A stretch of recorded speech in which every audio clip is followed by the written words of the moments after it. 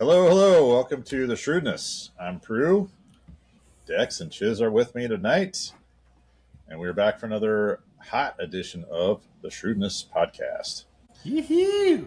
We're going to talk a little bit about the playoffs happening right now in the NHL and the NBA.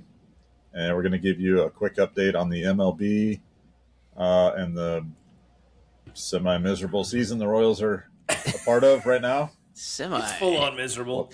We'll try to make some sort of good out of it, but yeah, they're playing pretty bad ball right now. So, and then we might go into a little bit of a teaser on some future episodes. We got some athletes lined up, current college athletes. I think is kind of the flavor of the series that's coming up.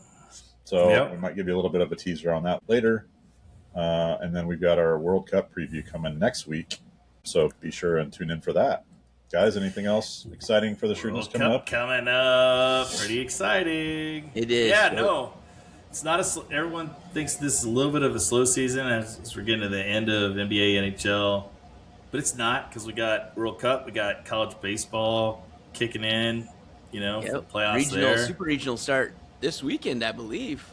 Yeah, the Missouri regional State start this made weekend. it again. So our hometown team, Missouri State Bears, are back in the. They did playing Arkansas first game. It might be a short series, but at least get to play. It'll be kind of fun. That's right. They're in. They're in at least.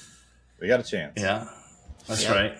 All right, let's kick it over to NHL. I want to start here, Chisholm, because I know you've been watching this probably a little more closely than Pruitt and I have. And the only series I'm actually watching in the NHL is the Vegas Golden Knights and Colorado Avalanche. Yep. And what's funny is I thought How's that'd be that a going? really, really good one. And instead, we have the Vegas Golden Knights up 3-0 on Colorado as Colorado continues to just choke, give up 3-goal leads in hockey, which is not a thing. And yet, here we are. I mean, and they're down 1-0 tonight. It could be over tonight in that particular series in the West. Tell me what you've seen. What's going on in this series? Why is it not competitive like it's supposed to be? This is super wild because, so I love the NHL playoffs. I think hockey playoffs are the most exciting because the guys just ball out. They do not. They leave everything on the ice. They're playing. They puck out. That's right, Pruitt. Thank you. And a lot of times these games, because they're very tightly contested and closely matched, they go to overtime. That's super fun because any second game could be over. So it's a lot of fun. This was a weird one because Colorado was just so good. I mean, they were the 1 seed. They were so good all season, pretty dominant. But the thing that's interesting about Vegas is they were like one of those teams that underperformed all season. You're like, man, they should really be doing better than this. And they just kind of survived, never really clicked. And they ended up the 4 seed, which isn't bad, but they had a lot more talent than the 4 seed. So it's not shocking to me that they are playing with Colorado. It is shocking to me how the series has played out. Because, the saying in hockey is the most dangerous lead in hockey is a 2-goal lead. Well, you might want to change that to 3-goal when Colorado's playing because, Colorado has jumped on them multiple times. The thing about Vegas is they keep they're coming not quitting. back. They're 3 goals, nothing. They come back and they're like, we'll score 6 tonight. I'm like, what in the world is going on? So they've had this talent, but I don't think anyone expected them to do this to Colorado. Colorado is too good to do this to. And honestly, I've lost a lot of money on this series because I keep betting Colorado. I'm like, all right, this is ridiculous. Colorado's definitely going to win the next game. Bet on Colorado. I'm like, hey, lost again. I mean, I just keep waiting for the real Colorado to show up, and I don't think they do show up. They just don't show up for all 60 minutes. Yes, that's the problem. And hockey can't do this, especially playoff hockey. Yeah, and the thing is, it's all these weird mistakes that. I mean, hockey is one of those that you miss one pass that goes off your stick the wrong way. And it is a fast break the other way, 1-on-1. And many, many times, these guys are so good. I mean, even on the last goal, I think Eichel scored it 2 days ago. Yep. They said, oh, look at that huge window. Yeah. It was 6 inches from 30 tiny. feet away, and he puts it right past the stick and the glove. I'm like, It's crazy. right off the post. I'm like, these guys are insanely good. And so when they get these breaks, and even that was just I think the guy got chunked to the board, pass, boom, one timer, and that was it. Yeah. But it happens so fast. Like, there's so much nothing that happens in hockey, and much like World Cup, which we'll talk about next week. Right. But then all of a sudden you get these scores in like 10 seconds. Like, it was nothing. Oh. Just a puck behind the goal, they're getting ready to move out, and a misplay or a good check. Or quick turnover. Like, oh, you make a bad pass transition, all of a sudden it's fast break, and it's like tic-tac-toe, boom, boom, boom, boom. It's in the goal. Yep. It's like, and suddenly whoa, the siren's stop. going off, the whole stadium's erupting. It's a ton of fun. I'm with you. I mean, Yeah. these are the ones I watch more. And Yep. this particular series, I thought would be more competitive. So did I. I'm not really for or against anybody. I mean, I put money on Vegas Knights just because they're probably better odds when I did it. And when I was watching the NHL commentary right before Because Game they're 1 from started, Vegas. apparently And there they're was from Vegas. Vegas, yeah. So whatever. And so the guy was talking about an injury for Colorado on the defensive end. And they said, I think it was Makar, wasn't it? Is that the guy who was out the first couple games? Regardless, they had a defensive man that was injured. And they said he was going to be such a big, noticeable difference. They immediately switched. They were all on Colorado, and then they found out this guy wasn't going to play. They all put their money on Vegas. I'm like, I don't know anything about hockey. I'm going to do that too. So I put my money on Vegas, and I've just been like, woo, we're up 3 nuts. Here we go. And while possible I get screwed and Colorado wins 4 in a row, to include having to come back tonight on the road in Vegas, I'm feeling pretty good about my bet right now, Chiz. So, oh, yeah, you should be. And Nathan McKinnon is banged up, who's like the star scorer for Colorado. He's got a knee injury. They didn't even think he was going to play potentially this game. So, like, you know, there's a lot going against Colorado. And it's kind of a when it rains, it pours kind of thing, I think. Whenever you feel like you've been a great team all season, you're kind of like, yeah, we got this. And then all of a sudden, like, everything breaks against you. And you're like, what is going on? We've been on the other end of this as Chiefs fans many times in the playoffs where you're like, we're better than this team. Yeah, we're going to come back for sure. Like, and then it just never happens. You're just like, we're not coming back. We're really going to lose to the Colts again. Like, it's like that is what's happening to them right now. I feel like Colorado's going to look back on this series and just kind of feel sick because they just haven't even competed the way they need to.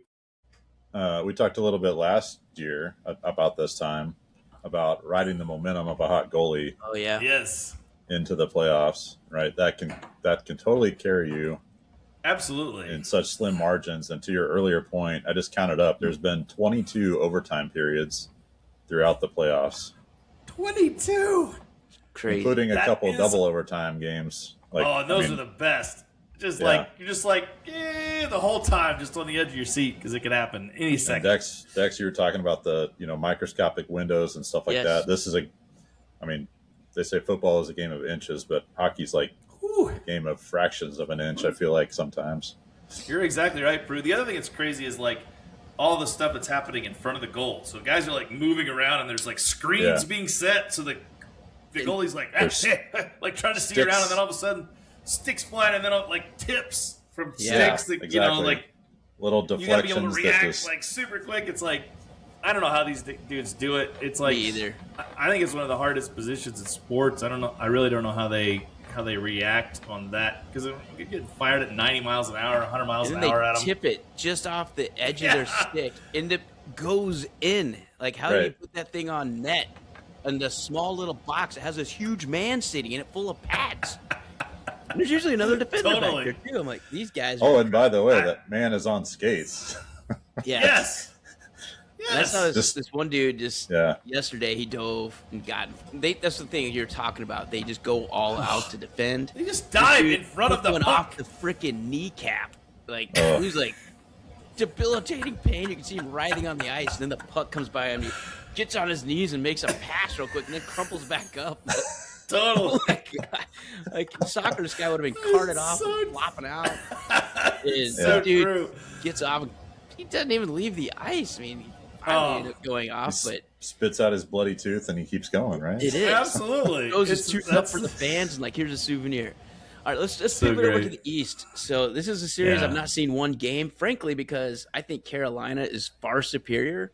Yeah. And I didn't think it'd be very interesting to watch. And so far, I mean, it's Carolina 2, Montreal Canadiens 1.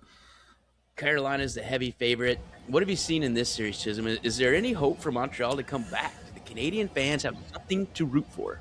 I think they do, and here's why. Like Carolina, here's the great thing about Carolina. Their defense is ridiculous. Like they just don't give up shots. It's wild to watch because you watch the West right now, and it's like shooting gallery. Boom, boom, boom, boom, boom. It's like final score 6-4 or whatever, and it's like oh my god. And then over on the East, it's like 2-1. 1-1 going into overtime. Like it's really hard to get shots. It's really hard to get a goal. But Montreal is kind of like seeming like one of those teams of destiny that just gotten hot at the right time, and they're playing really good. And there have been the weird thing about this series. I have watched a few of the games. Is it tends to go by period, and one team tends to dominate a period. And when I mean dominate, I mean like dominate. Like it's like the other team gets no chances in that period. It's like they may get one shot on goal or something like that. And so, like, Montreal does have the talent to give them a run. Carolina's a better team. For sure, they're the better team. Montreal's a better story because if you grew up at all playing NHL 94 or 92 or whatever back in the day on Sega Genesis, 94. Montreal was like the dynasty in the 80s and with Gretzky and Edmonton back in the day, and like Montreal and Edmonton were like the big teams playing against each other, powerhouses. So they're kind of a fun story, but I think Carolina ends up pulling it out in the end. If Montreal had pulled off last night when it went to overtime and it was 1-1, I was like, ooh, they could actually do this. The fact they lost that game kind of puts them back against the wall. They really got to win tomorrow night. If they don't, it's going to be a quick. Well, then it's 3-1 and kind of curtains at that point, I think. Yeah, I think you're right. All right, so let's pivot over to the NBA, the other conference finals going on. So we got the NBA. We can't even talk about one anymore. It's already over. We wouldn't even be able to talk. So right. We thought we'd at least get a fifth game in the Eastern Conference Finals. In total Cleveland Cavalier fashion.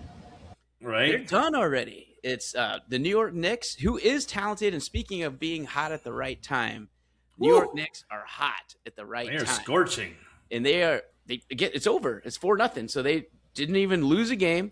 They just cruise through the Eastern Conference Finals. Just tell us what you saw in this series. Is New York going to win the whole damn thing? What do we got going on? Man, okay, so here's my deal here. New York is really good, and they're playing really good. However, I'm just going to say it. The East is ass. The whole East is really bad, and like everyone's like on the bandwagon. Plus, it's New York, so it's the big city.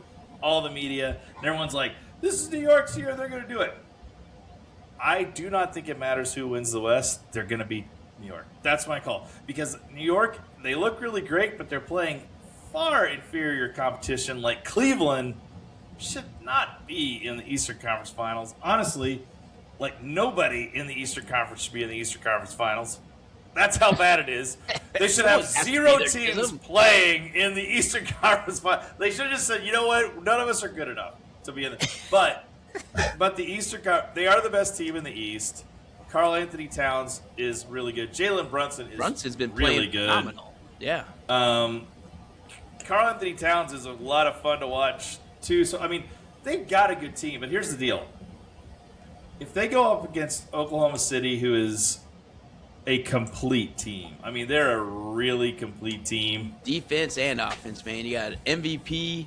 With Shea SGA, who flops a lot, which is what I don't like. But he does flop a lot. That is the slow motion ones make it even worse. He's not even getting hit. And I'm like, dude, come on, like get up. So, but I think or San Antonio because I don't think Wembanyama. They don't have Karl Anthony Towns is not going to be able to stop Wembanyama. Like that's the reality. Like. They better be taking notes on this series because I think Oklahoma City's done a good job on Wemby, and they keep getting points. I mean, they're getting over 100 every game. They do. They have Like, a strategy. I hope they're taking notes, New York, because otherwise it's going to be. I just don't see. I think this is a fun story because the Knicks have not been good, and I don't think they've been to the finals in 20 some years, if I remember. Well, last correctly. year they were close. They lost in the conference finals. They lost in the conference finals, but they haven't been to the. They haven't been to the NBA finals in. It's been 20-something years, it's been a hot minute. So, like, everyone's excited about it. They're obviously, New York is a huge basketball city. They love their NBA. So everyone's on a high, and they're a good team. I just think this is where it runs. And I'm going to bet whoever wins the West. Because I think Vegas, everyone's money's going to start running towards the Knicks because they're like, oh my God, the Knicks are so, look how dominant they are. They're dominant. They're dominant playing against the Cleveland Cavaliers and a 55-year-old James Harden. Like, I mean, this is not a like they haven't even had any real competition in the entire Eastern Conference playoffs. So I think they're going to get smacked in the face when they get to the NBA finals. It's going to be like, whoa, this ain't easy anymore. I'm not saying they can't win it. Do I think they can win it? Yeah, I think they could win the NBA finals. But I don't think they're as talented as either of the teams in the West. That's where I'm at, too. So speaking of the West, let's go right there and talk about the series that looks like the championship series. OKC, San Antonio, 2 games to 2 as we speak, even though OKC is up pretty good right now as of last time. Yeah, they're up a decent amount last I checked, right? Yeah, I mean, they are up, just so we're accurate here. 8 points right now is what I see. 8 points right now, yeah. So not a ton. Still a quarter left, but still a decent game. Okay, yeah, but it's a great series. So I think what I've seen in this one is the stars have stood out. They have been really, really good, and when they're on, they're on. Again, SGA, he's hard to watch just because I think and we bitched about him last year for this exact same thing. You're so good. Stop doing these nickel and dime crappy ass. He doesn't need to do it. That's what's so annoying. That's what's so annoying. Like, be good. Like, stop looking for a foul. Like, they'll call it, I promise. If you're actually fouled, the refs are pretty good. They're not going to miss it. Yeah, they but are. When you don't get touched and you just flop down, you lose fans immediately. You might be picking up some World Cup fans. Like, oh, that was a great flop. Oh, sign this guy up on World Cup team. No, man, no one wants a flopper. In him and LeBron. States, we don't respect floppers. LaFlop, we don't like flop. Yeah, totally. Like floppy, especially when they keep winning MVPs for shooting 20 free throws a game, of which 10 might be earned. I just hate that. That aside, Chet Holmgren's really good too. They're I'll tell you, are just playing Caruso. Caruso has really been impressive off the bench. He's gotten a lot of points in multiple games. Yeah. This is kind of contrasting styles because you've got OKC. They're young. They're really explosive. The San Antonio is unique because I don't think people thought they were going to be ready to be this good this quick when they got Wemby last year. So they got some veterans still on the team. And then Wemby, but they're a little bit older, and I didn't think they would be this good, honestly. Yeah, I think Castle has been one that stood out. He's been a real big player for San Antonio. But he's been kind of the glue, honestly. When I'm watching these games, he makes a lot of the big plays they need at the right times with either steals, assists, or big buckets, big threes, drawing a foul. He's been really fun to watch. He stood out to me. I mean, they forgot a lot of players, and Wemby's one of them. Darren Fox, he's back, but he wasn't there the first, I think, 2 games he didn't play. But but you look at that team, and you're like, besides Wemby, there's not a lot of stars on that team. No, it's a lot of lot of Joes, and it's like, who are these dudes? Like, you've heard of them, but like, who's just like Chisholm, our Devin, absolutely, Devin Vassell. It's like he's not striking fear in anybody's heart, right? No. Coming out of the shooting guard, so. Like, I think Wemby is an alien, and if you could figure out how to stop him, like tonight, so far he's only got 14 points, 2 rebounds. 2 rebounds, that's insane for a 7'6" guy. So, like, there are ways to stop them, but when he is playing well, he's a cheat code, and SGA is a cheat code on the other side. So, I don't see anybody. This game's going. I think this is going 7. I do which too. I think is fun. I think it's going to be a 7-game series, which I think is a lot of fun. So this is something we talked about last year too. When you get into NBA playoff time, a lot of the teams that are in the playoffs are good enough they can figure out how to defend the superstar. And to your point, it's somebody else, Dex, that's like stepping up and It's got to like, be. well, if Wemby's got, double teamed all night, I guess I'll be the star. And it's somebody you probably never heard of until the playoffs, and then they step up and come up with 25 points or something, and you're like, huh, these other guys are pretty good too. Yep. Right. And like this dude tonight that's got 20, Julian Campagne, or however you say his last name. Champagne. I've heard it pronounced like 3. It looks like Champagne, but they were saying Campagne when I was watching the other night. I'm like, okay, whatever. Oh, everybody's got to be French now. I see what's up. Somebody just made that up before the game. Exactly. Totally.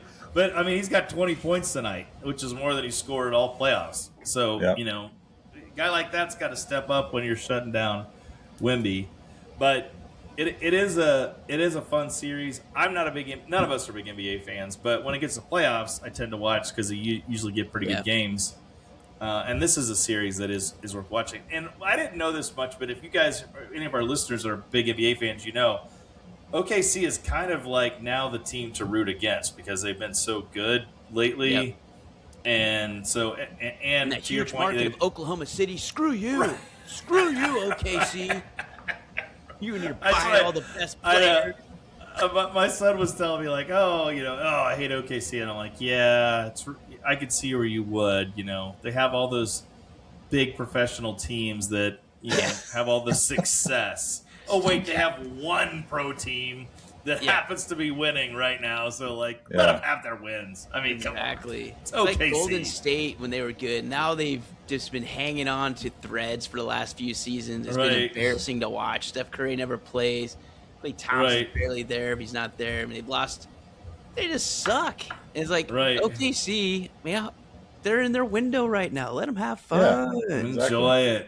Enjoy it. It's different to have a team that's not called the New York somethings that are winning or the LA somethings. Yeah. Right? Jinx. But yeah. It's pretty good. Right. So that's fun. We'll follow up next week. We'll have our finals set. Yeah. So we can talk a little bit about that. But let's talk a little bit. I want to pass it over to you, Dex, to take us through a little bit of what's going on in MLB, and then we'll talk specific to Royals too. Yep. So I think we'll do around the world as we go. We usually kind of just skip through. I want to highlight some still surprises out there in baseball. Is the AL West, the Athletics are still in first place in that division. It is hard for me to believe. They've gone 4-6 in the last 10. They're 500 in their first place in the pig race division. And it's just brutal. And Seattle, who we all picked to get to the World Series, by the way, on the shrewdness, they're only a game and a half back. But it's just they haven't clicked yet. The offense isn't rolling yet for Seattle. It's kind of surprising. Then the rest of the division is just a dumpster fire, so we don't really need to talk about that. Except free Mike Trout. Please free Mike Trout from the basement of this abysmal division where all you got to do is be 500 to be in first place in the division. And they are 13 games under 500, and we're not to June yet. I feel so sorry for him. I hope he's finally said, hey, man, so what do you think about the chances of me getting out of here in July look like? I hope he's just – because it's just such a short window he has left. It's probably like 2 seasons. Just let him go somewhere. And we were half joking about starting a team for Misfit Toys, and Mike Trout would be front and center, followed closely by Bobby Witt Jr. It's like, let's start a team real quick. We'll just do an expansion team. Here you go, Nashville. We're going to start you off with 2 guys. Let's see what we can do here. Right. Here's your 1-2 hitters in the lineup. We'll go from there. But it's kind of a sad start.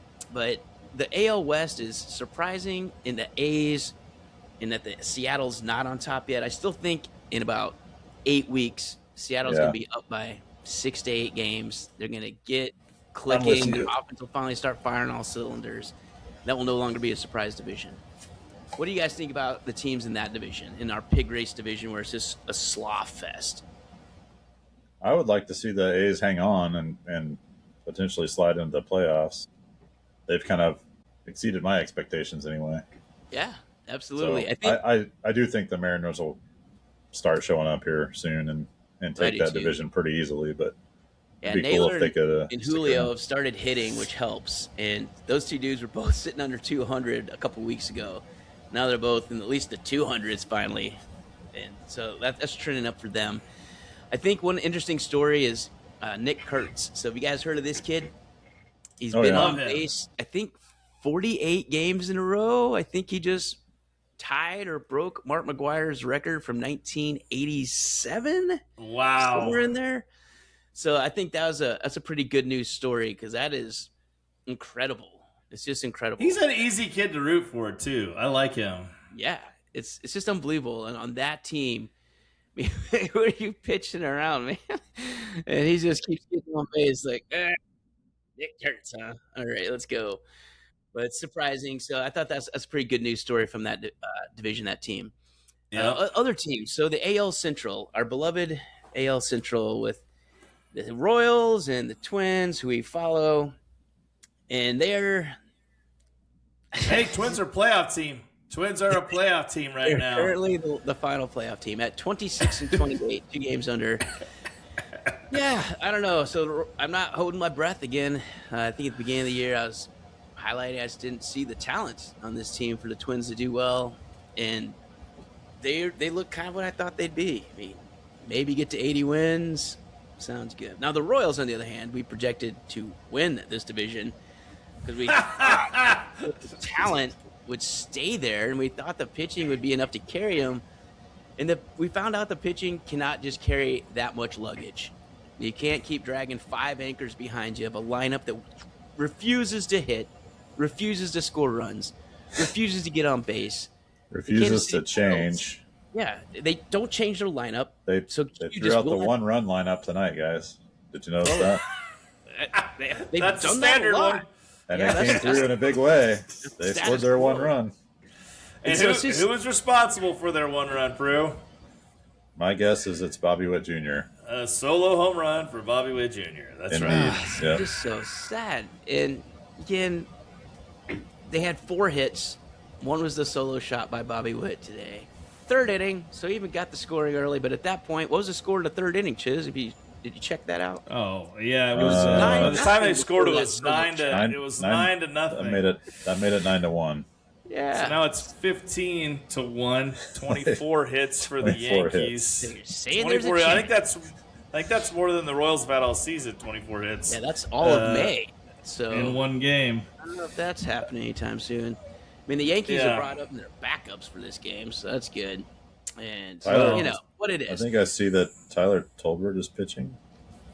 No, that's probably right. Tolbert? That's probably right. Like they've been through. Yes, he is. Falter, Avila, Cruz, Morgan, and now it looks like they're going with Tyler Tolbert. Is pitching the 9th. Yep. Well, he's probably just as good as Bailey Falter. So. Yeah, Bailey Falter, another miserable start. I wanted to let me just say, okay, rant incoming, but all right, I can't hold back. Like everybody, fire everybody. This is ridiculous. Fire everybody. You have a playoff caliber starting staff.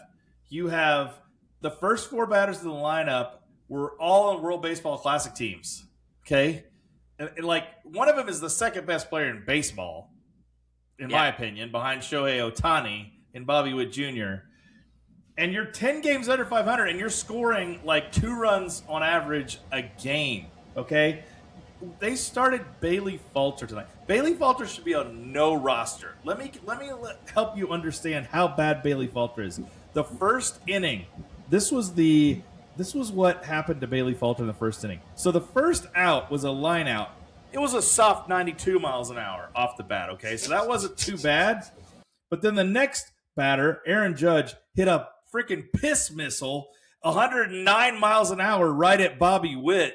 Thank goodness Bobby Witt was there because he got an out somehow. So there's 2 outs and like just ridiculous. Then Cody Bellinger came up and said, enough of this craziness. I had a 105 mile an hour, 387-foot bomb off of you. So it was like, okay, all right, well, you know, he's getting hit a little hard. Goldschmidt comes up, 106 miles an hour off the bat of Paul Goldschmidt, a double, right? Then Ben Rice comes up. Ben Rice, 107 miles an hour to right field. Okay? Then Ahmed Rosario comes up. It's 101 mile an hour, 420-foot bomb off of him. So everything but one has been over 100 miles an hour. Then Jazz Chisholm comes up, lines out sharply to Jack Caglione. And I emphasize the word sharply because it was 106 miles an hour to Jack Caglione. They must have known the pitches, Chisholm. So they were like, okay, you know what? Like, and this is where the Royals don't care. Like, any rational organization's like, get this guy out of here. Like, I mean, like, 100. This is not going well. Yeah. They're averaging 104 off the bat in the first inning. Okay? So then they wheel him out there again. And Anthony Volpe comes up, hits a 103 mile an hour, 409-foot bomb in the first at bat. I was like, oh my God. So for those keeping track, that's 3 homers in the first inning. 3 homers in sharp inning lineup. Because they didn't get a third. Yeah. One ball in the first 8 batters was hit less than 100 miles an hour. It was still 92. Like, this is not a serious organization. You cannot continue to allow this to happen. And they let him go out there and just continue to get ripped. And then it's like, oh, well, we lost this game. Like, this is Bobby Witt Jr.'s prime. It's not really. It's still in the early end. But still, you can't waste 1 year with him. You can't waste 1 year, Bobby Witt Jr. This is Salvador Perez's twilight. Okay? Yeah. If you're going to get a shot with Salvador That's what you're Perez, wasting. it's like a year, maybe 2. He says he wants to play 3 more years. I don't know. Yeah. Maybe you get another couple years out of him. I don't know. But you're wasting it. You've got. You know what's going to happen? They're going to have to trade all this starting pitching at the deadline because they're so bad. They're gonna have to trade all of the Waka. They're going to be like, well, I guess we got to get rid of him because we're out of it. Yeah. Or they're not going to trade him and look like fools. Because they're like, you're this bad and you're not making any moves to try to get better. Right. So, like, this is a squad that we thought was going to compete, and they should compete. You got to fire the manager. You got to fire the hitting coach. Stop. This is ridiculous. Yeah, this start with those 2 things. Let's see what happens. Because funny what happens when a manager gets the axe sometimes. Let's go look at the AL or the NL East with Philadelphia. They were terrible. Like, multiple Awful games under start. 500. They fired their manager. They put in Don Mattingly, and they put him in as interim. They're now up to 500. And, I mean, Atlanta's running away with the division. There's not much you can do about that. But they are trying to put themselves in playoff contention at least. They can get a wild card. Roster that was built to win a World Series. We talked about this last year. I personally feel like last year was the window to win it for them, and I think they're a year past it now. Still on the cusp. I mean, there's a little bit of wind blowing through the window, but not much. That window is getting close to shutting. But Philly at least got off the pot and fired their manager. And that's what we're talking about that Kansas City needs to do, is do something. Do some drastic move to fix this. It's just the manager. He clearly does not have the team. He does not have the feel for it. He's putting out a losing product day after day and not changing anything. So do something different. I can come up with that lineup. Somebody could have handed him the lineup at the beginning of the season.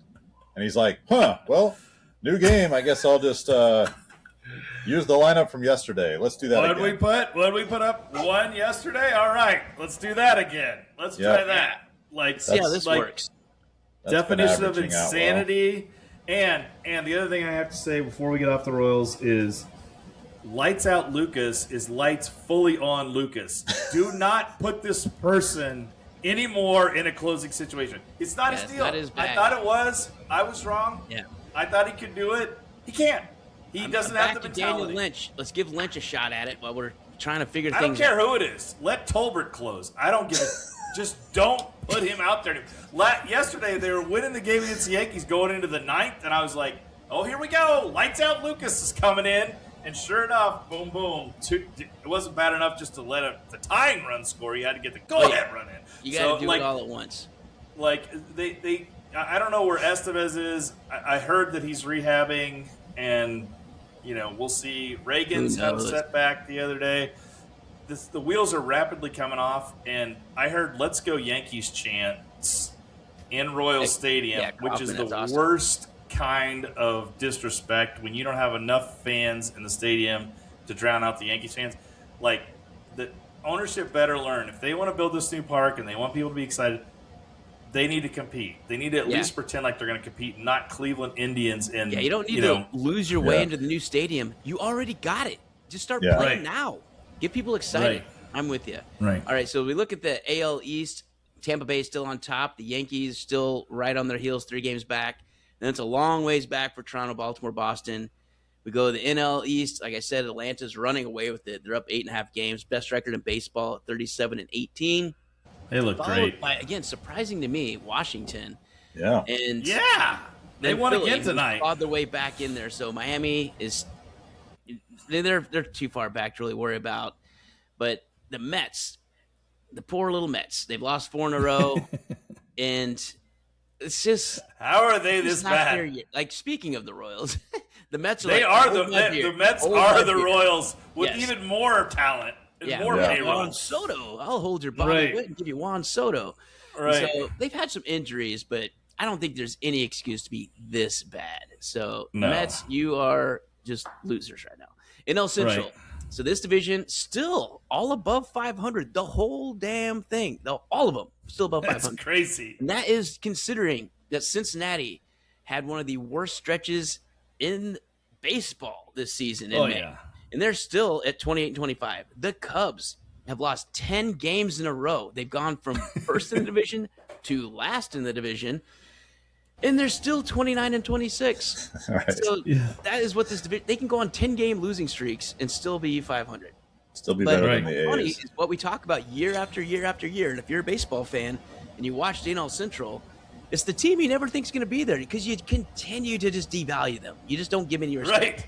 The Milwaukee Brewers, first place, 31-20, 2.5 up on St. Louis, which is a surprise because this was a let's try all these guys out year for St. Louis. And for some reason it's working, which I don't know if it's going to help or hurt them because I think they were looking to, I don't know, get some pieces at the trade deadline. But now, like, oh, my God, our young guys are actually doing something. So Jordan Walker has continued to impress. He's doing well. Nolan Gorman's not horrible. Their pitching's doing way better than I think anybody thought for the Cardinals. So that's surprising. For sure. Then there's my little pick still, Pittsburgh. They're 4 games back in the Central. The offense is better, and the pitching's there, but it just hasn't been consistent enough. So I think what the problem with the Pirates is going to be inconsistencies on both fronts. They're just young. They're a young team on pitching staff. I think Nate Skeens is almost their crusty veteran, and it's only his 3rd year. So the issue with them is that it's just they have Keller, who's their crusty veteran, and then they got a bunch of young dudes that are seeing how they do. NL West, so the Dodgers, weird surprise. They're in first place. Now here it is surprising. So this one I will highlight. So for the Dodgers, the weirdest part is Ohtani is sucking in the grand scheme of things for Ohtani. Yeah. And Mookie Betts is sucking, and that is 22% of their lineup. And you just wouldn't believe it if you look at their Mookie stats. Betts is hitting 175. Yeah. 175. Mookie and Betts. Ohtani hasn't done much either. Freddie Freeman's actually been slumping. And you're like, well, how do they keep winning? They've gone 8-2 their last 10 games, Dex. So what the hell are you talking about? The Dodgers suck. I'm like, I don't know. They just keep pitching their way out of it. They have no Tyler Glass now, so their ace isn't even there. And their hitters are sucking, and they just keep winning. The Dodgers, man, it's just they are inevitable. They're inevitable. It's good to be a Dodgers fan. It's good even to when be a Dodgers fan. You're doing well. You don't have to worry about Matt Kemp carrying your team like before. And if he went in a slump, he lost a month. They don't have one starter. To your point, Dex, the highest batting average of their starters is 285. Wow! So that's the best hitting Dodger right now. And is that Pages? That's Pages. Yeah. And then it drops to 275 with Teoscar Hernandez. Wow. So I mean, you don't even have. Ohtani's hitting 271, which for him is like below 200, like with the talent he has. But it's just the pitching, though. So the runs scored, they're 279, runs allowed, 171. The difference is 108. You go to second place, San Diego, it's +3. So plus 108 for first place to +3 is San Diego. And the next best, so Atlanta's, this is crazy. Atlanta's 103. So it's the Dodgers 108 run differential. And then you got Atlanta 103. The next best is the Yankees at +68. So they're like almost 40 better than next best. Yeah. That's crazy. The pitching's been insane. It is. And it's just such a deep staff. They don't have Blake Snell. They don't have Tyler Glasnow. And it's like, so you're telling me that your Cy Young guys aren't even in and they're pitching this well? We don't need those guys. Yeah, let's go with our 5th, 6th, 7th, 8th, and 9th guys. They're doing just fine. Right? Like, it is a trough of riches over there. Yeah. So they're doing pretty good. Yeah. I think another one that's come back is Arizona. So the Diamondbacks are still going to be feisty all year. I think they'll make a playoff spot. I think they end up getting in at the end of the day. I think it's going to be a fun thing to watch. So any teams stand out that you're kind of excited to watch going into the trade deadline, like either positive or negative? They might be buyers or sellers, or you're just kind of excited to see. Any teams stand out to you guys? I still think the Padres are a fun team to watch. They're sneaky good, and they're hanging in there with LA that we thought would just run away with it, right? So the longer they can hang around, the more they start believing that they can compete, and they should make the playoffs. Yeah, and on that note, for San Diego, they are having the same problem that it's a lot of these teams. It's kind of crazy. Their best guys aren't producing. So Fernando Tatis Jr. is not doing well. He's having kind of a terrible season, to be dead honest. Just think what they could be doing if he was half of what they thought he could be. So currently, Tatis Jr. is batting .253 with a .629 OPS. Not 2 years ago, this guy was hitting 40-plus homers with like a 1,100 OPS. Right. His career average, 851 OPS. He's 629. So if he starts hitting, I think they have a legitimate chance to at least keep running with the Dodgers. I don't know if they can overtake them. I just don't think they have enough talent. But they're not going to lose it in the 9th inning. I can tell you that much. If they get to the 9th and they're ahead, Mason Miller is going to close the door with one of the coolest walk-up kind of intros there is, period. Again, if you haven't seen it, please YouTube Mason Miller intro. I love it. Awesome. The one that I'm interested in is the team you mentioned, and I watched the other day play a little bit, the Nationals. Yeah. They're led by, the household name James Wood, right? James Wood. He's a stud. He's awesome. He's hit 276, 15 homers, and 9 stolen bases. Yeah. Like, what? James Wood? And he's only 23 years old. And then you got CJ Abrams, who is hitting 289 with 12 home runs and 7 stolen bases. So, and he's 25. So they got these 2 young guys in the middle of their lineup that are a lot of fun to watch that, the average casual baseball fan probably hasn't heard of. That their starting 5 is not definitely not a group that you're like, oh yeah, at all. Jacob Mizorowski, who is just mowing down people. He's got 100 strikeouts already for the season. He's got a 1.83 ERA and a 0.83 WHIP. Wow. Where did this guy I saw a cool meme today. The 80 fastest pitches in the MLB season. Yeah. The top 80. Guess how many are him? Oh, for the Brewers, how many? Mizorowski's got all of them, I think. It's all of them. Yeah, I misspoke. He's for the Brewers, but he is you watch him pitch. You're right. Every pitch is 104. His off-speed stuff's 100. Yeah. Yeah. I think his slider's legit 96, which is a stupid 96 mile-an-hour slider. That's like too, by the Randy way. Johnson type stuff. That's Where you're crazy. just When scared you throw to it get for in the strikes, box. it's insane. Another interesting note on the Nationals. So if you guys are college baseball fans and remember the number 2 pick in the draft behind Paul Skeens, it was Dylan Cruz. He was the that's right. winner for LSU.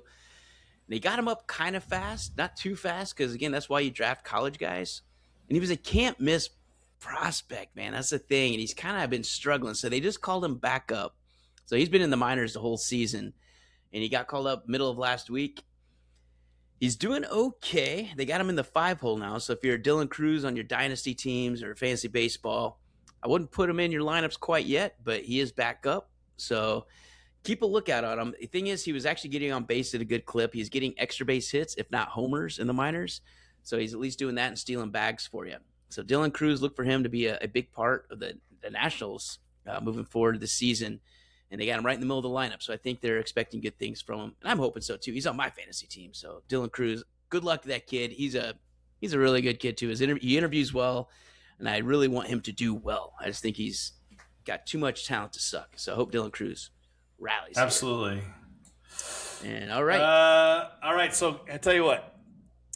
We can't have a streetness episode without talking a little football. So I've got a couple things that I want to throw to you guys. So let's transition. Do we have a transition here, Brew? Yes. Ooh, that's a transition. That's it. Chiz. That's it. All right. All right. So I've got a list of some NFL records, and I'm going to ask you guys if you think they will ever be broken. Okay? So you're going to say yes or no, and we'll give you guys kind of the current leader if we can. Okay. So career receiving yards. Career receiving yards. First off, you guys know who this is? Jerry Rice. It should be Jerry Rice. Jerry Rice, 22,895. Never be broken. Does that record ever get broken? Pruitt's on no. 100% Dexter? No, I don't think it'll even get within like 4,000. Like, even if they keep adding games, just the stress on the dudes to make it through a season in today's game are going to be too hard to survive enough games to make it there. And then even the highest best ranked player right now that's active is Mike Evans. He is 21 with 13,052 yards. He is 21st overall. And he throws up 1,000-yard seasons every year. And he's not even close. He's probably like, what? Even if we give him 1,500 yards a season for the next 3 years, that's 4,500 more. Not even close. Right. Travis Kelce has 13,002 yards right now. Yeah, and he's got one season left. He's got one season left. 10,000-yard season. So, I mean, that I will say it's a staggering record right there. Yeah. And I tend to think you're right there too. Okay, so how about that's the one that I thought you would say that. I've seen it in the past, and I'm like, it's still unreal to me that's the record. It's unbelievable how many yards he had. How good he was for how long at a receiver. Like, that's crazy. Okay, so how about career rushing yards? That's Emmett. So that's Emmett, and he's got 18,355. So the active leader, so you guys know, Derrick Henry has 13,018. So he's 5,000 off right now. Yeah, that's a long 5,000. Yeah. Again, you give him like 2 more good seasons of like 12 to 1,400, which is a great season. He's already looking like, I mean, even Derrick Henry will slow down. He doesn't look like the same as he was at Tennessee. His first season with Baltimore versus where he is now doesn't look the same, and maybe it's all line. I know he has his moments. Don't get me wrong. The guy's still a freaking beast. Right. But man, 5,000 yards, that's still like 6 solid seasons or something. Yeah. I mean, it's 4 good seasons. Yeah. But I mean, 4 really good seasons. And in the era of split back, third down specialists and all that. Emmitt Smith was the bell horse cow all the time, right? He was out there for every years stinking play. Right? And they gave it to him every time because he had Troy Aikman. Like, come on. I know he's got sacrilege. I know this, but that's come true. On now. You know I'm right. Just look at it. Yeah. That's true. I was in an era when rushing dominated the league. It was. You have RB1s, and there was no RB2. For perspective, the number 2 overall all time is Walter Payton, and he's got 1,600 less yards than Sweetness. Yeah. Sweetness, 1,600 So less yards. that's a lot closer than the disparity in one and two wide receiver. For sure. Right. So that one's possible, I would think, but it's going to be. So I thought Adrian Peterson was the best chance to get that rushing record because he's pumping out like 1,800 to 2,000 a season. But even AP slowed down, man. He had injuries get everybody. So Emmitt Smith played 14 years to get that. AP played 14 years, and he was just shy of 15,000. Here's the interesting what if is Barry Sanders. Barry Sanders only played 10 years, and he had 15,269. Yeah, if he would have played, if he played another 3 years, he probably gets it. Yep. Right? And it's hard to say Barry wasn't still in his prime because I think the last season, wasn't it 1,700 yards or something the year he retired? Yeah, it was a huge year. It was went like out way too soon. Way too soon. So that's interesting. He also never got hit. I don't know if he had the same mileage on himself because. Well, that's the key, right? You're not getting crushed. If you see these guys that are up the top of the list, they're guys that didn't get hit. So it's Emmitt Smith, Walter Payton, Frank Gore. Yeah, number he's 3 a all longevity time. Guy though. Yeah, he's a 16-year running back in the NFL. Barry, Adrian Peterson, Curtis Martin, LaDainian Tomlinson. The first get hit guy is Jerome Bettis at 8, and he was a guy that sought contact, but for the most part, that's not the case. He was a 12-year back. Okay, here's another one. This one's kind of close to home for us. Sacks in a single game. Derek Thomas with 7. Does that ever get broken? Yes or no? 7 in a game. I feel like in today's NFL, defensive coordinators are, crafty. They can come up with some different defensive schemes or whatever, but it's all about surprise. Right. And coming at you from different spots and different people. Right. If you have a Myles Garrett opposite you, you game plan around that guy now. Right. Or there's no way you're giving up even the best defensive ends in the league. You're not giving up 7 sacks because they'll figure out how to roll away from you or run right at you or whatever to double team you. 7 sacks is a crazy number in a game. Yeah, I don't think that gets. I don't think that gets touched. I think anything more than 4, and you're talking like a highlight week. Yep. Right. And you would think that now, especially to your point, with social media and everything too, I think, if somebody gets 4 sacks, everyone's like, what is going on? Double team. The outrage is insane, right? I can't imagine. So this is a little bit of an interesting one. Most interceptions in a season. Current record holder is Night Train Lane. Night Train Lane, 1952, the L.A. Rams. He had 14. Yeah. Okay? And they only played 12 games at the time. So, he had 14 interceptions in 12 games, which is crazy town. Yeah. Do you guys see any way anybody gets to 14? For perspective, the closest anybody's been in 2021, Trayvon Diggs had 11 for the Cowboys. Mm.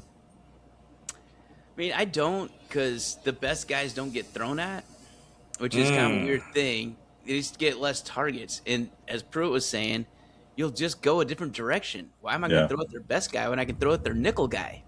And let me throw at their linebacker. So they just have so much more tape and so many more sophisticated designs to run plays. I mean, I think double digits is a tremendous season. It sounded like Trayvon Diggs had a couple years ago. I remember that season. In some of those tips, sometimes it was just right place, right time. Yes. Oh, yeah. Right. To that. I mean, they're always saying Ed Reed was always in the right place at the right time. Yeah, he was, because he was a student of the game. That was just by awesome design. He was in the right place at the right time. Yeah. And I just think that those guys, those numbers like that, that's going to be hard to do just with the scheme. Same with the sacks, like we were talking about. It won't happen because you're not going to be that dumb to keep throwing at that guy or keep running that way or do naked boots out to the guy that has 4 sacks already. That's not going to be a good game plan. In a lot of ways, too, I think football is kind of like baseball that has specialists, right? The game has kind of evolved where you don't have the same 13 guys playing on 11 spots on defense anymore. Yeah, I guarantee right, you Night Train Lane was playing every snap. Right.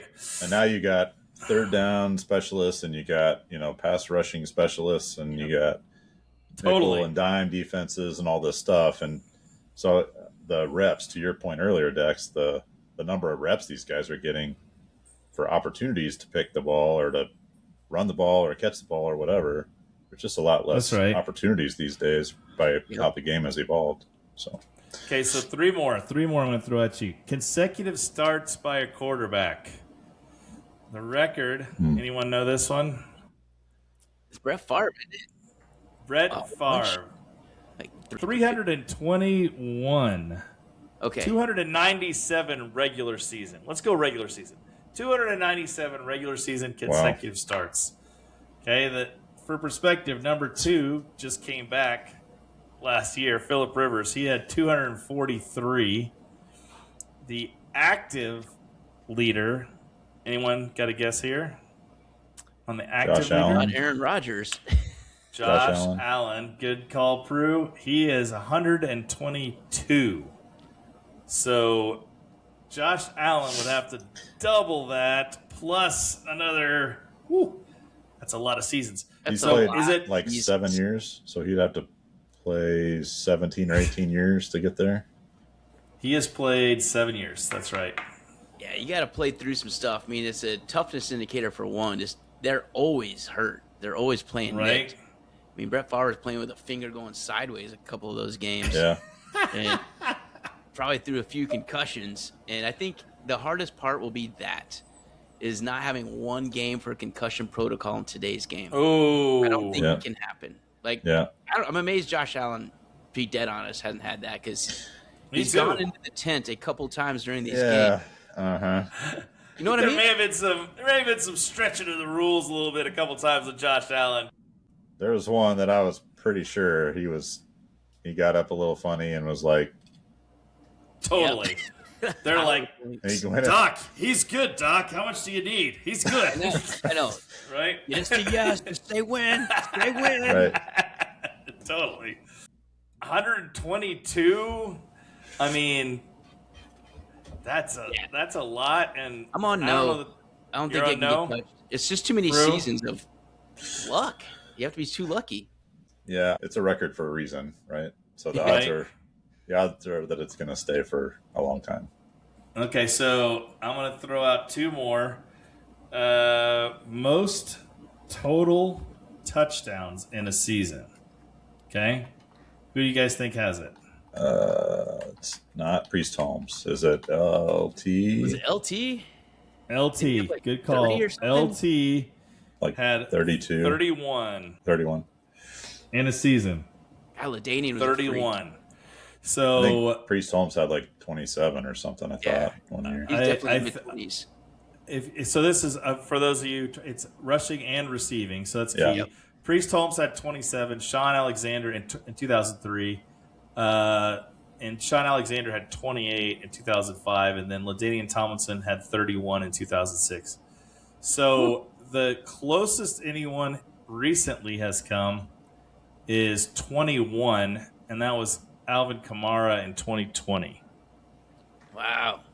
Kamara, yeah, he was getting like 100 receptions. That always helps. Right? And they were not subbing him out at the goal line. He had 16 rushing and 5 receiving. The crazy part about LaDainian Tomlinson, he had 28 of those rushing. Yeah. 3 of them receiving. Like 28. 28 rushing touchdowns. How many did CMC have like a couple years ago when he was scoring all those like consecutive games and stuff? It's less than 21. Wow. That's kind of surprising. Because he's not on the list, this top 10 list. Weird. He had so many, like, was it 11 weeks in a row he scored at least a touchdown or something? Yeah. It was a crazy streak, I remember. Yeah. I think James Cook started off last year with a 7-game streak. Yeah, he did. He might have carried over from the season before, but 6 or 7 games in a row for James Cook. But I don't think anyone comes close to that one either. Same reason. There's too many specialists now and too many gimmick plays at the goal line, too many big quarterbacks taking it. I don't know if that push is ever going to go away, the tush push. I know they're Right. still voting on it. Have we gotten a final ruling on that? Is a tush push there or not there? I haven't heard. I haven't heard, so it's not gone. Yeah. We would have No. heard if it was gone. Yeah. But that one will just give too many quarterback sneaks, and then they have the fullbacks. Today's game, man, is just not. You don't just hand it to the one guy and hope for the best. It's just Right. I think a lot of it. I think a lot of his defensive schemes have just gotten so much better that they know how to neutralize a team's best player. Yeah. So even though CMC is scoring 1 touchdown a game, that's not enough to get you anywhere close to the touchdown record. That's an average of 2. Like when Ladainian did 31, that was in 16 games. Yeah. He was doing that's right. 2 a game. Yeah. The whole 2 season. touchdowns a game for the whole season, which is absolutely insane. Yeah, I think. there's no way that gets touched. Even with the extra games, so if they go to 17 now, and if they go to 18, they've been talking about, which would be stupid. Come on, NFL. Right. At some point, stop, man. Right. Yeah. Good. We like it the way I liked 16. I thought it was a nice round Yeah. number. Like I didn't Me want too. 17. I don't need it. Yeah, I'm fine with I don't either. preseason games. I think it's good Yeah. to see some of the younger players to fill up a roster that don't Right. count in their early in the season. It gives. I need my best players to be available all season And long. you guys are right on the specialists too. Like you got goal line backs now. Like you think about in 24, Derrick Henry had 17 touchdowns, and that was a huge season. Like huge Yeah. season. He's a big back, right? He Yeah. can run to the goal line. That seems like an astronomical number now that I think about it. 31. Yeah. At the time, it didn't seem like untouchable, but now the way things have changed. I mean, I purposely kind of ignore the Derrick Henrys of the world because of the receiving or lack thereof. Yeah. But Right. CMC was touching the ball 40% of the time last season. Yep. And Still still not didn't get to even close. 20. Yeah. Right. So, and San Francisco was a decent team. They didn't, Yeah. they kind of fizzled, but They're a No, good they team. weren't a bad team, though. Yeah. yeah. All right, so last one. I think everybody's under this. This one. This one's maybe a little more controversial. I left it for last. NFL all-time career coaching wins leader. Okay, this one's kind of near and dear to our hearts too.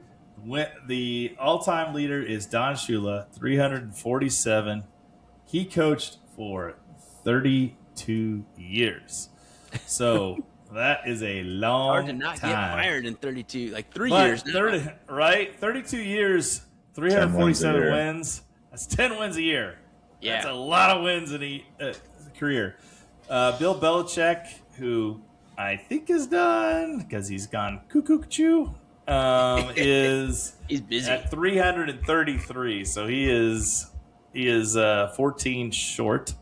If you had to, I still couple think he gets seasons, another shot. I can't He imagine could do he's it, North Carolina and done. That seems weird. right? And I then don't know. I think he might be sick of the NFL's yeah. Could be. BS. He might be. The active leader is our love Andy Coach Reid. Reid. He's at 307. Okay, 307, and he has been coaching for 26 years. Yep. So 4 more years of 10 wins apiece gets him there. can If he finishes get? the Pat Mahomes career as the coach for Pat Mahomes the whole time, I think he can get it. I mean, pretty easily, right? Prue? I think he's got a shot. You think he'll stick around 4 more years? I kind of think so. I do. I mean, he seems like one of those guys that he really likes what he's doing. Yeah. I don't know what he'd do if he wasn't coaching. Like that's who he seems to be. Like even if he wasn't, he'd be doing the same crap. I mean, maybe Right. not the same amount of hours. I just Yeah. can't see him just stopping it. That How just- old is he? He's like 68 or How something, old isn't he? Is I think he might be Andy older than Reid? that. Is he? Let me see. Andy Reid. He's at least 68. Let's put it that way. I don't think he's clicked 70. He is 68. Okay. Good call. So he just turned 68. So that's That'd be no, tough, man. he's no 72 spring on the chicken. sidelines. That's what we're asking him to do. yeah. Yeah, Come on, that's- Andy. Let's go. that's- Hey, how old's our president? Hey. How old, He's getting how old was shot our at. last president? I feel like every president we have is 80. So I Getting mean, that older. seems young, right? Yeah, that's true. The interesting thing for Chiefs fans out there, number 9 on the list is Marty Schottenheimer, RIP, 205 wins. after Reed, the drop off's pretty significant. It's over 100 wins to get to Mike Tomlin. I was going to say, who's- Tomlin's got to be next, though. Where's got just 9 wins a year. Right? Is Bill Cowher on And, that list? He was around for a long time, I feel like. Bill Cowher is not. Okay. The active ones after that are Tomlin is at 11 all time. John Harbaugh is at 12 all time. Sure. I think he's going to got pile up 100 more with the Giants the next few years. He's got 193 wins. That's He'll Sean be at Payton. 200 by October. Sean Payton is 192 wins. And Mike McCarthy is 185. Those are the only active ones left. Yeah, 200 is a pretty big deal. Like, if you get to 200 is that a big really mark, big deal. Yeah. There's only 11 guys that have 200 wins or more. And the list looks like this: Shula Belichick, George Hollis, Reed, Tom Landry, Curly Lambeau, Paul Brown, Chuck Knoll, Marty Schottenheimer, Dan Reeves, and Mike Tomlin. Yeah, that's some Forgot good company about right Dan there. That's a Reeves. pretty good list He was right around for a there. long time. Yep. That's a pretty good list. Yeah, That's pretty So awesome. anyway, wanted to get a little bit of football in because it's a shrewdness. Got to get a little football. But That's I think that's all we got for tonight. Dex, you want to take us home?